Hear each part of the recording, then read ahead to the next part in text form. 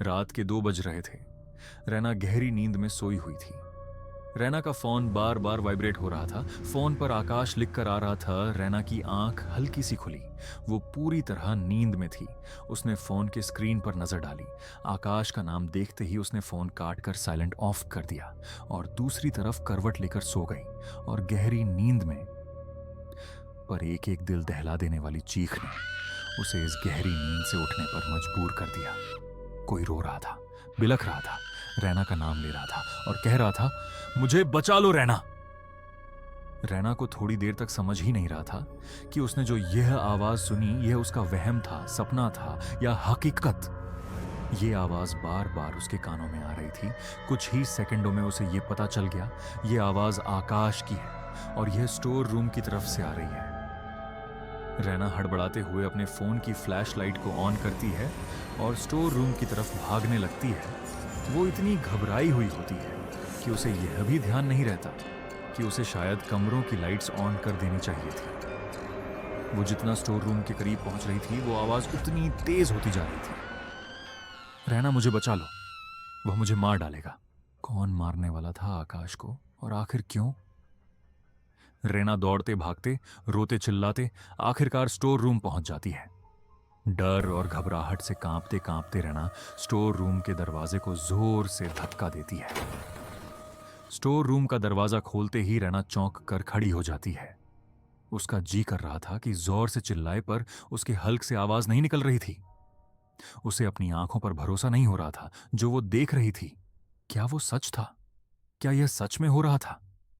क्या दुनिया में ऐसा भी होता है? रैना ने अपनी आंखें बंद कर ली और जोर से चीख पड़ी, चमक! चाकू फेंक दे, तुझे मेरी कसम। चमचम रैना की गुड़िया का नाम है, जिसे वो हमेशा अपने सीने से लगा कर रखती है, अपनी सारी बातें बताती है। वो उसे कोई खिलौना नहीं बल्कि अपना बच्चा मानती है।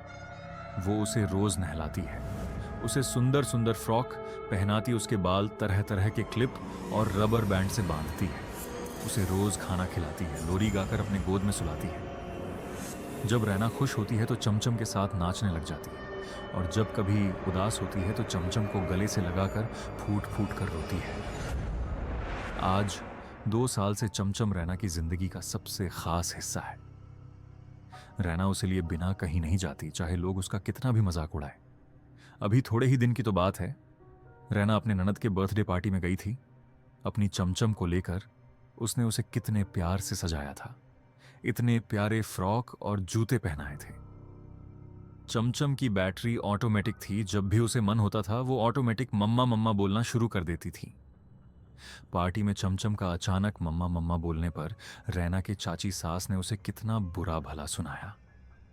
खुद के तो बच्चे नहीं होते तो ये बैटरी वाली गुड़िया लेकर घूमती रहती है। अरे लाज और गंवर औरत, इतनी बड़ी पार्टी में गुड़िया इस बेजान खिलौने को लेकर आने की क्या जरूरत थी? अपनी नहीं तो हमारी इज्जत का लिहाज कर लेती। यह सब कुछ रैना चुपचाप सुन रही थी और उसके साथ सुन रही थी चमचम भी। और इस घटना के थोड़े दिन बाद ही रहस्यमय तरीके से सेना की चाची सास का मौत हो जाती है। बाथरूम में नहाते नहाते उन्हें हार्ट अटैक आ जाता है। पर अब उसे पता चल गया था कि चमचम कोई बैटरी से चलने और बोलने वाली आम खिलौना वाली गुड़िया नहीं थी। उसके अंदर थी कोई अद्भुत भटकती हुई रूह, जिसके अंदर थी बहुत सारी बुरी ताकत। चाची सास के मौत के पीछे भी इसी का हाथ था। रैना को रुलाने वाले हर इंसान को वो इसी तरह मार देने वाली थी। चमचम ने रैना के कहने पर चाकू जमीन पर फेंक दिया और रैना को खौफनाक नजरों से घूरने लगी। चारों तरफ मनहूसियत छा रही थी। चमचम का यह रूप रैना ने कभी न देखा था। चमचम के बाल हवा में तैर रहे थे, उसकी आंखें अंदर से पूरी लाल हो चुके थे। वो अपनी शक्ति से आसपास के चीजों को हवा में फेंक रही थी। आकाश उन सब से बार बार बचते हुए पार हो रहा था और रैना से माफी मांग रहा था। रैना सदमे में जा चुकी थी। वो चुपचाप यह सब दरवाजे पर खड़ी होकर देख रही थी। उसका दिमाग काम करना बंद कर चुका था। उसे समझ नहीं आ रहा था वो अपने पति को बचाए या ना बचाए। आज 5 साल हो चुके हैं रैना और आकाश की शादी को। आकाश ने हमेशा उसे हर छोटी छोटी बात के लिए डांटा, फटकारा है, उसे सबके सामने जलील किया है, उसके मम्मी पापा गरीब होने के वजह से हमेशा उनकी बेइज्जती की है, मजाक उड़ाया है। रैना के जवाब देने पर उसे थप्पड़ मारा है, उसके बाल नोचे हैं, उसके साथ गाय बैल की तरह बर्ताव किया है। कल ही तो बात थी। आकाश के इतने देर घर आने पर जब रैना उससे सवाल किया तो आकाश ने उसके पास रखे एक गुलदान का पात्र था और उसे घर से अकेला छोड़कर वापस चला गया था। यह सब उसके अलावा भी कोई देख रहा था, वो थी चमचम।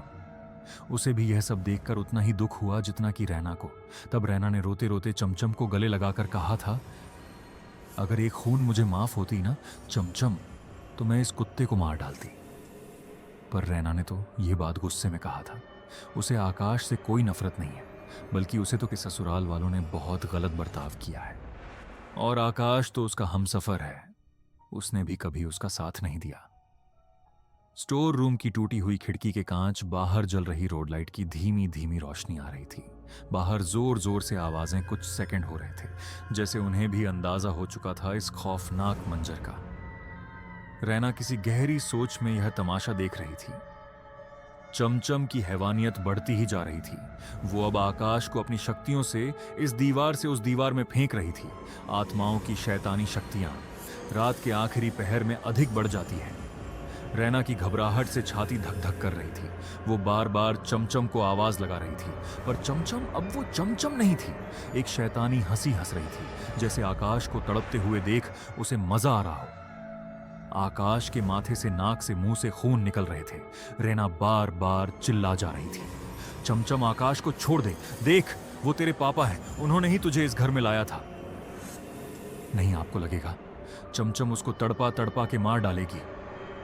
तुझे ये हक से नहीं है। हे भगवान, आप ही कुछ करिए। पार्ट 2 के लिए लाइक एंड सब्सक्राइब करें।